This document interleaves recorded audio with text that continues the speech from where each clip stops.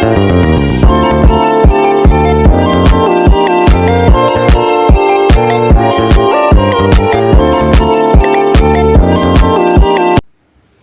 semua, kembali lagi bersama saya, Anita. Nah, dalam video kali ini, saya akan menjelaskan materi mengenai Pancasila sebagai ideologi bangsa. Berikut penjelasannya. Sebelum itu, kita perlu tahu apa sih arti dari ideologi itu sendiri. Ideologi berasal dari kata idea dan logos, di mana kata idea yang berarti gagasan, konsep, pengertian dasar, ide-ide dasar, atau cita-cita. Sedangkan logos yang berarti ilmu. Secara harfiah, ideologi berarti ilmu pengetahuan tentang ide-ide atau the science of ideas atau ajaran tentang pengertian-pengertian dasar. Yang berikut yaitu Pancasila sebagai ideologi. Pancasila sebagai sebuah ideologi harus mampu berperan dalam menjamin bahwa tujuan negara Indonesia dapat tercapai. Indonesia adalah organisasi tertinggi bagi seluruh rakyatnya, sehingga penyelenggaraannya harus dapat dirancang secara tepat. Penyelenggaraan tersebut perlu dilandasi ideologi bangsa. Pancasila sebagai ideologi merujuk pada kelima sila sebagai landasan kehidupan berbangsa dan bernegara. Kelima sila tersebut yaitu yang pertama adalah ketuhanan yang Maha Esa, di mana sila ini menjadi landasan politik hukum dengan basis moral agama. Yang kedua yaitu sila kemanusiaan yang adil dan beradab. Sila ini menjadi landasan pelaksanaan politik hukum yang menghargai dan melindungi hak-hak asasi manusia yang non-diskriminatif. Yang ketiga yaitu sila persatuan Indonesia. Sila ini yang menjadi landasan politik hukum untuk mempersatukan seluruh unsur bangsa yang ada dengan berbagai ikatan primordialnya masing-masing. Yang keempat yaitu sila kerakyatan yang dipimpin oleh hikmat kebijaksanaan dalam permusyawaratan perwakilan, di mana sila ini menjadi landasan politik hukum dengan meletakkan kekuasaan di bawah kekuasaan rakyat atau demokratis.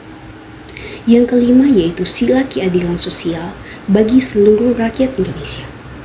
Ini menjadi landasan politik hukum pada kehidupan bermasyarakat yang berkeadilan sosial, sehingga masyarakat yang lemah secara sosial dan ekonomi dapat memiliki jaminan hidup layak, serta tidak ditindas mereka yang kuat dengan sewenang-wenangnya.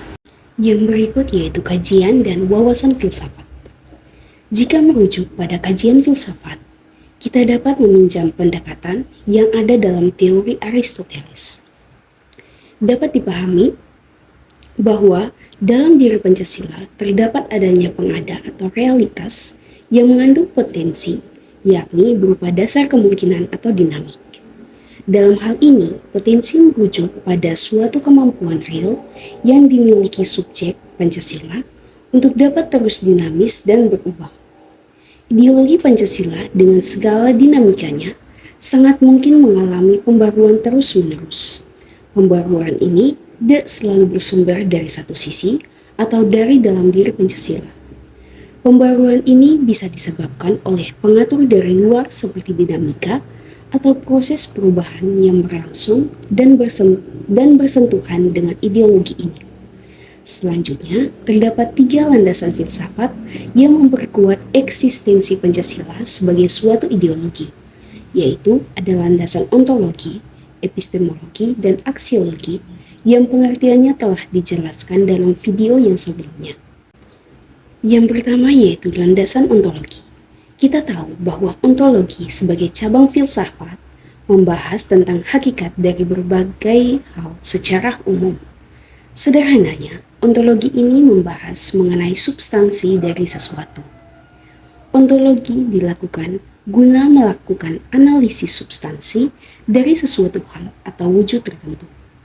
Landasan ontologis Pancasila, kita bisa memahaminya sebagai landasan pemikiran filosofis terhadap hakikat dan nilai-nilai sila Pancasila sebagai dasar filosofis negara Indonesia. Prinsip inilah yang secara aktual melandasi sekaligus membatasi perilaku manusia. Yang kedua yaitu landasan epistemologi. Epistemologi merupakan cabang filsafat pengetahuan yang di dalamnya membahas sifat dasar pengetahuan, lingkup, kemungkinan, serta dasar umum dari pengetahuan. Di dalam epistemologi, kita membahas hal yang paling sederhana dan paling mendasar. Pancasila secara epistemologi bisa dijabarkan ke dalam 5 sila Pancasila, yaitu yang pertama, sila ketuhanan yang Maha Esa. Dari landasan pengalaman, kehidupan beragama bangsa Indonesia telah diakui sejak dulu hingga masa kini. Yang kedua yaitu sila kemanusiaan yang adil dan beradab. Berakar dari pengalaman penjajahan selama berabad-abad hingga mencapai kesadaran masyarakat. Yang ketiga yaitu sila persatuan Indonesia.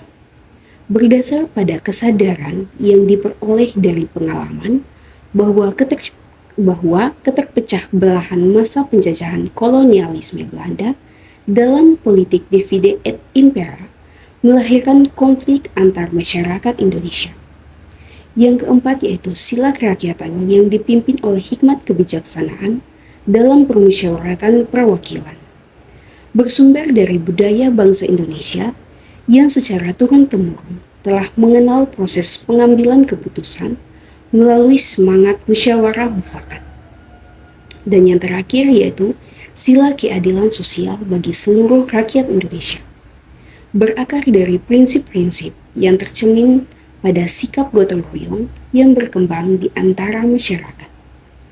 Yang terakhir yaitu aksiologi.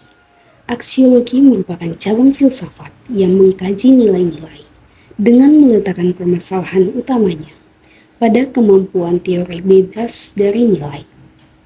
Aliran positivisme mengharuskan teori dan ilmu untuk bebas dari nilai demi menjaga unsur ilmiahnya. Sayangnya, aspek-aspek kehidupan manusia tidak selamanya bisa diukur dengan menggunakan standar ilmiah. Misalnya, Pancasila merupakan satu konsep yang tidak sejalan dengan pemikiran positivisme. Pancasila syarat akan nilai bangsa Indonesia, berupa nilai spiritualitas, kemanusiaan, solidaritas, musyawarah, dan keadilan. Oleh karena itu, landasan aksiologi Pancasila dilihat dari nilai-nilai kualitas yang ada di dalam sila-silanya. Dalam akhir video ini, dapat disimpulkan bahwa sebagai sebuah negara, Indonesia adalah organisasi tertinggi untuk rakyatnya. Dalam suatu organisasi, tujuan dan cita-cita menjadi hal yang paling penting dan paling esensial. Maka dari itu, Pancasila lahir sebagai suatu ideologi yang mengatur seluruh tatanan dan perilaku warganya demi tujuan itu sendiri. Tujuan negara kita tidak lain telah tertera dalam alinea keempat pembukaan Undang-Undang Dasar 1945.